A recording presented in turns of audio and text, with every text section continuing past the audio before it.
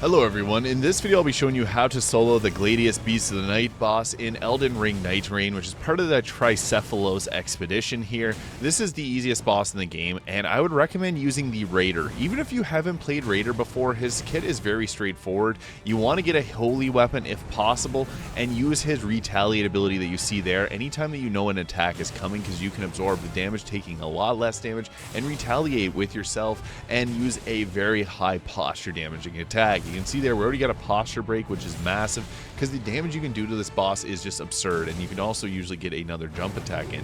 Now, I'd also recommend if you can find any status afflicting weapon. So I was able to get the Rod and Great Axe there, which gives us additional Scarlet Rod on the target, or Poison. That's also another decent choice, but you do need a holy weapon. You can see there, using Retaliate whenever possible, whenever the boss comes at you. When it splits off into this 3-dog form, the dog with the sword is going to be the most aggressive, and it's going to attack with similar attacks to the first phase. This is, I think, the hardest part, is managing them and trying to get your heals in, because you can see the other dogs are just consistently jumping you. So if you can run away for this phase, that's honestly the most ideal way to do it. I used Retaliate there and missed, but it did reduce the amount of damage that we took by quite a bit, so that does help out a lot. But whenever it's in its 3-dog phase, this is where you can get jumped really poorly. So I would recommend waiting it out till it goes back into its full form here, which is a little bit easier to manage. Whenever it draws its sword into the ground like that, it's going to do a huge area of effect attack, so don't stay near the front of it.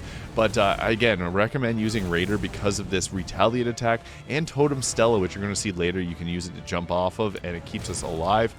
But the biggest thing with this fight is just how relentless it is at coming towards us and attacking often. But we can always dodge roll towards this boss, as I find dodge rolling in towards it and maybe to the right hand side is going to give you the easiest way to survive taking damage from it, but it still can hit you relatively easily. So that's where Retaliate comes in big, because you can use that to negate a bunch of damage and then strike back with your own powerful attack.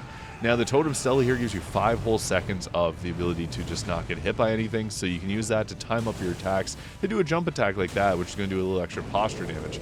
Now, it's going to split off into the 3-wolf form, but the nice thing about Totem Stella is you're relatively safe on top of this. This boss has a hard time doing anything, so you can use your buffs up on top of here, make sure that you're full strength, and then you can go ahead at doing your jump attacks, and you can always climb back up it if you're unable to get the second L1 attack in there. Using dual great colossal weapon is going to be your most ideal way to do this. But you can see when you do a yellow glow on the boss, that means that you're doing the holy damage against it.